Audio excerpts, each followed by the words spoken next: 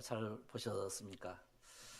우리 예수님께서는 참으로 이 땅에 오신 그 이유는 바로 우리를 살리기 위해서 이 성탄절은 참으로 이제 우리 하나님 독생자 예수 그리스도를 성부 하나님이 되신 그 하나님께서 우리에게 보내주셔가지고 그를 믿는 자마다 영원한 생명을 얻게 하고 또한 하나님과 화해하게 하시고 또 우리 하나님과 더불어서 동행하는 삶을 살게 하시는 그런 이제 성탄의 계절입니다. 오늘은 우리가 마지막 주일입니다.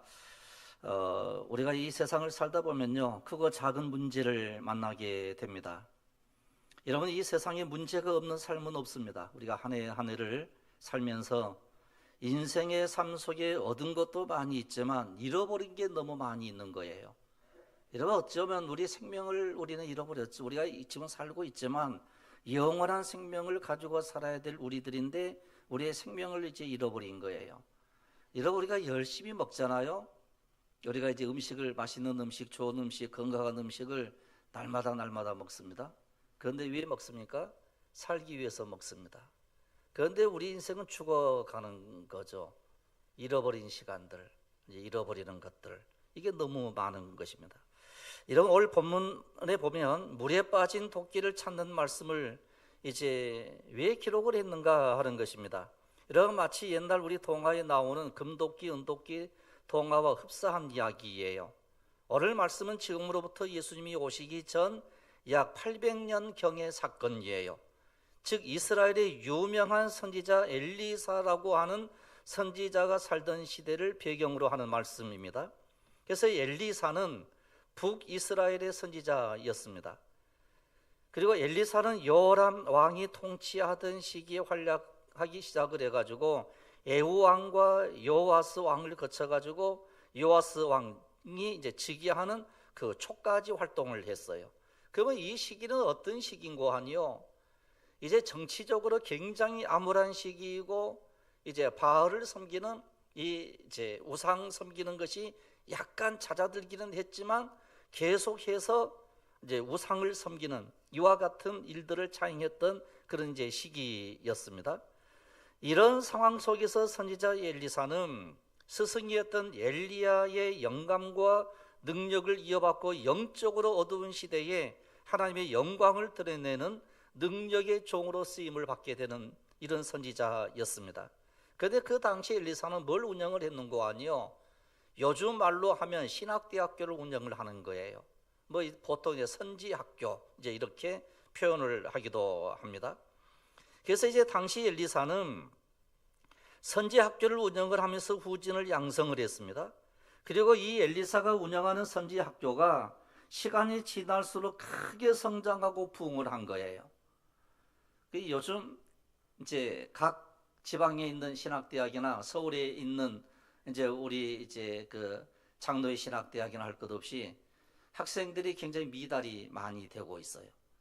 이번 우리 교회에서도 당회에서 이야기를 해가지고 부교육자 한 분을 초청을 하자, 청빙을 하자 이랬는데 이제 딱 한 건 들어오더라고. 그것도 이제 여자 전도사님, 이제 봄에 안수받을 분 딱 한 분 들어오는데 이제 이력서가 들어왔는데 갑자기 또 전화가 온 거예요. 어제 만나기로 했는데 어제 전화가 왔어요. 목사님 갈 수가 없습니다 그러는 거예요. 그 교회에서 붙잡아서 그러는지 자기 교회에 더 있어야 되겠다고 그렇게 얘기를 해요. 그러니까 지금 우리 교회뿐만 아니라 각 교회마다 부교육자 구하기가 굉장히 힘들어요. 그래서 그만큼 사역자가 없다는 거죠. 그만큼 사역자가 없다, 이걸 볼 수 있는데, 이런 이 엘리사는 선지학교를 운영을 하면서 후진들을 양성을 했는데, 이 엘리사가 운영하는 선지학교에 시간이 지날수록 공부하려고 하는 학생들이 굉장히 많이 모여들기 시작을 한 거예요. 그래서 이제 어떤 일들이 벌어지게 되는 거 하니, 이제 숫자가 많아지다 보니까 생활 공간은 좁아서 생활하기가 점점 힘이 들었습니다. 이런 상황이 되었을 때 한 선지 생도가 엘리사를 찾아와 가지고 건의를 합니다. 이 학생이 이제 교수에게 건의를 한 것처럼 건의를 합니다. 이렇게 얘기를 하죠. 우리의 처소가 너무 좁으니까 건축하자, 이런 계획을 낸 거예요. 이런 우리가 보통 다 그러잖아요. 열심히 하다가 성장하고 확장되고 그러면 우리가 이제 건물을 더 지어야 되겠어. 뭐 이렇게 이 계획을 세우는 것처럼 이제 계획을 세우는 거예요. 그래서 엘리사가 이 계획을 듣고 허락을 합니다. 그래서 선지 생도들과 함께 엘리사가 함께 이제 새로운 계획을 이제 세우고 그 일을 시작하기 위해서 나무를 이제 자르러 가는 거예요. 이제 목재를 이제 준비하기 위해서 도끼로 나무를 베러 갔습니다. 이제 요단강 쪽으로 간 거예요. 요단강에서 선지 생도들이 도끼로 나무를 베는데 그때 한 선지 생도의 도끼가 자루에 빠져가지고 물에 떨어지게 돼요. 그러니까 새 도끼를 잃어버린 거예요. 그런데 잃어버리자마자 이제 이 도끼를 잃어버린 선지 생도가 엘리사에게 와가지고 하는 얘기가 내 주여라고 외치기 시작을 해요. 부르짖는 거예요. 이 도끼는 내 것이 아니라 빌려온 도끼입니다. 이렇게 얘기를 하는 거예요.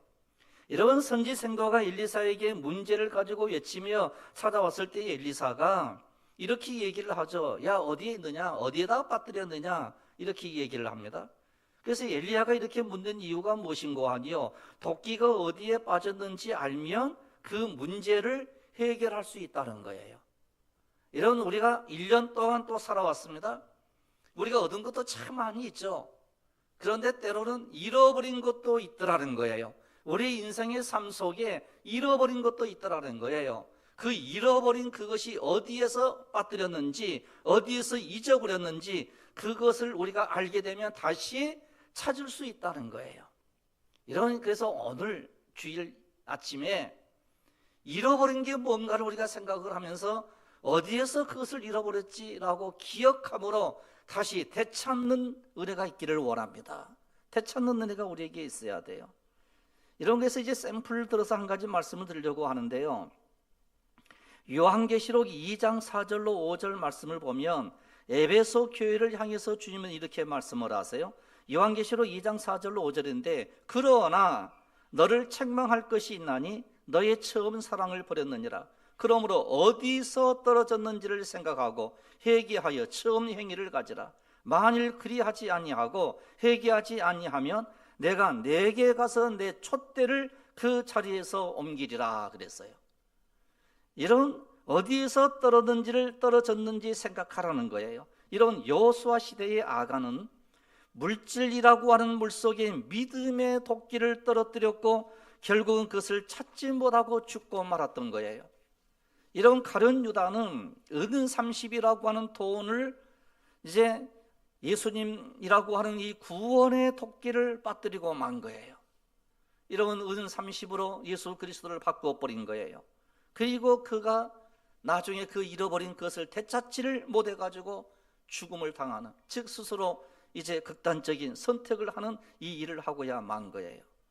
여러분, 1달란트를 받은 종은 5달란트 받은 종과 2달란트를 받은 종과는 달리 게으름의 물속에 자신의 능력의 도끼를 떨쳐버리는 이것으로 인하여 다 빼앗기고 심판을 받을 수밖에 없는 이와 같은 사람이 된 거예요. 그러나 예수님의 수제자였던 베드로, 이 베드로도 사실은 예수 그리스도를 잊어버릴 뻔했어요. 예수님께서 잡혀가시고 재판을 받는 그 과정 속에 어리디 어린 소녀 하나가 베드로에게 찾아와가지고 당신도 예수님과 더불어 따라다녔던 제자가 아니냐 그러니까 나는 그런 사람이 아니라고, 그리고 예수님을 저주하고 그리고 예수님을 이제 잠시 떠나게 되는 이 일이 일어나는 거예요. 그런데 우리 예수님의 말씀이 생각이 난 거예요. 닭 울기 전에 네가 나를 3번 부인하리라. 근데 3번 부인하고 난 다음에 3번이나 예수님을 모른다고 이제 그 이야기를 하고 난 다음에 멀리에서 닭 우는 소리가 들리는 거예요. 그 소리를 듣고 회개하고 참으로 이제 눈물을 흘리는 것. 이제 이 베드로는 그래도 잃어버렸던 예수 그리스도 다시 찾는 은혜가 있더라는 거예요. 여러분, 야곱의 형에서는 팥죽이라고 하는 인간의 욕구의 늪에 빠져 장자의 도끼를 빠뜨리고 자신의 장자로서의 권리를 완전히 포기해버리는 이것으로 인하여 이스라엘의 역사, 성경의 역사가 완전히 바뀌어 버리는 거예요. 여러분, 성경에 수많은 사람들이 빌려온 도끼와 같은 믿음의 삶을 잃어버린 사람들이 너무나도 많더라는 거죠. 여러분, 선지 생도의 도끼는 자기의 것이 아니었어요. 빌려온 것이었어요. 결국 성경에 보여주는 실패한 사람들은 모두가 자기 도끼가 아닌 하나님으로부터 받은 은혜와 능력의 도끼를 잃어버리고 멸망의 길로 가는 사람들의 이름이 많이 기록이 되어져 있습니다. 여러분, 오늘 저와 여러분은요, 하나님께로부터 빌려온 생명인 줄로 믿습니다. 우리의 인생이, 우리 때로는 우리가 이제 어렸을 때, 젊었을 때에는 야, 내 인생 내가 내 마음대로 살면 되지. 내가 내 마음대로 할 거야. 내 인생인데, 이렇게 이야기를 참 많이 합니다. 저도 곰곰이 생각을 해보면 그런 얘기를 한 것 같아요. 야, 내가 내 인생인데 내가 내 마음대로 살지. 그런데 우리가 분명히 알아야 될 것은 우리의 생명은 우리 것이 내 것이 아니라는 거예요. 이런 내 자신의 몸도 내 것이 아니고 내 생명도 내 것이 아니고 우리 하나님께로부터 빌려온 생명인 줄로 믿으시기를 바랍니다.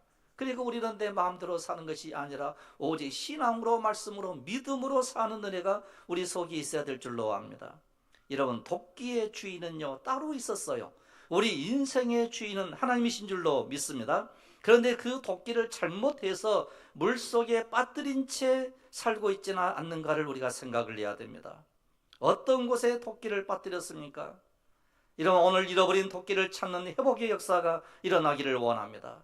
그래서 참으로 이제 이 도끼를 잃어버리고 이제 그 문제를 해결했던 이 생도들의 이야기를 우리가 좀 살펴보게 되면, 첫 번째로는 선생님, 우리와 함께 나무를 베러 가사이다, 이렇게 얘기를 해요.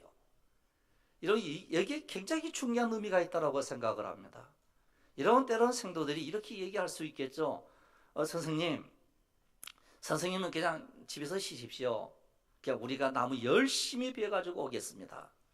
그냥 우리끼리 하겠습니다. 이럴 수 있거든요. 그런데 이 생도들은 참 영리했던 것 같습니다. 선생님, 우리와 함께 가사이다. 선생님이 우리와 함께 가야 됩니다. 그냥 선생님이 함께 가셔가지고 거기 앉아만 있어도 됩니다. 아마 이렇게 얘기했을 것 같아요. 그런데 이제 열심히 이제 일을 했던 이 생도 하나가 토끼로 이제 나무를 열심히 뱄겠죠. 그런데 이 토끼가 툭 튀어나오더니 물속에 빠져버린 거예요. 요단강 물속에 빠져버린 거예요. 그냥 물속에 빠져버렸으니까 찾을 길이 없는 거예요. 흘러내려갔던지 뭐 보이지도 않기 때문에 찾을 수가 없는 거죠. 그런데 이때 막 외치는 거예요. 아 하고 막 탄식을 하는 거예요. 여러분, 지금 같으면 잃어버렸네, 그리고 끝나고 갈 것 아니에요. 그냥 하나 사주면 되지, 그럴 것 아니에요. 그런데 여러분, 지금으로부터 약 2800년 전이에요. 그러면 이때에는 이 새 도끼 하나가 있다라고 하는 것은요, 큰 부자들이 아니면 가질 수 없는 도구인 거예요. 그게 지금처럼 생각하면 이 뭐 도끼 하나 받은 거 뭐 시장 가서 하나 사다 주지 뭐 그럴 수 있는데요, 옛날에는 그럴 수 없는 거예요. 너무너무 비싼 도구였어요. 그러니까 이제 뭐 탄식하는 거예요. 큰일 났다는 거예요. 그리고 엘리사 선생님에게 이야기를 이제 하는 거죠.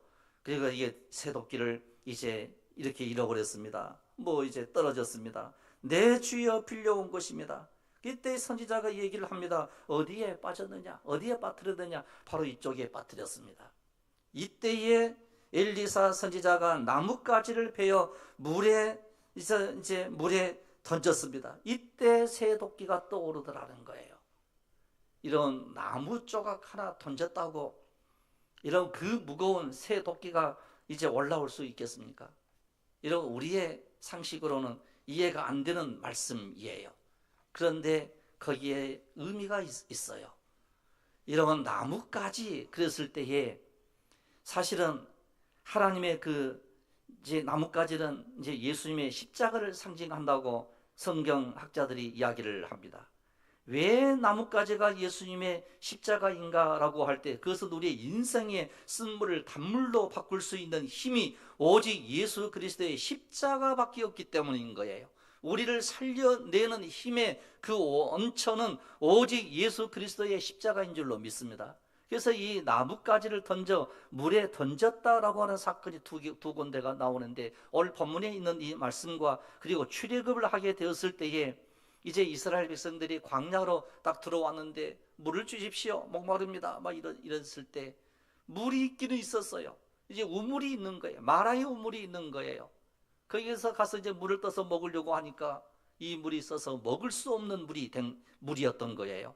이때 모세가 나뭇가지를 그 물에 던져 넣었더니 쓴 물이 단물이 되었다. 그래서 이 사건을 통해서 이제 성경학자들은 우리 예수님께서 십자가를 지고 골고다 언덕 위에 오르셔서 모든 쓴 인생들을 제거시켜 버리고 잃어버린 쓴 이와 같은 인생들을 제거시켜 버리고 거기에 마실 수 있는 영원한 생수 대신 예수 그리스도의 물을 마시는 이것으로 인하여 우리가 영원한 생명을 얻게 되었다. 잃어버린 생명을 얻게 되었다는 거예요. 이런 우리의 잃어버린 모든 생명을 다시 회복하는 역사가 일어나기를 원합니다. 그래서 오늘 물에 빠진 토끼의 사건도 마찬가지예요. 물에 토끼날이 빠지는 이 일 때문에 엘리사가 나뭇가지를 물에 던지자 토끼가 물 위로 떠오르고 문제가 해결이 되었습니다. 이렇게 물 위로 토끼가 떠오른 것처럼 죽음과 저주의 늪에 빠진 우리의 인생을 생명과 행복으로 떠오르게 할 수 있는 능력은 오직 예수 그리스도의 십자밖에 없는 줄로 믿습니다. 그러므로 우리가 1년 동안요 이와 같은 믿음을 잃어버렸다라고 하면 그 믿음을 다시 회복하는 역사가 일어나야 될 줄로 믿습니다.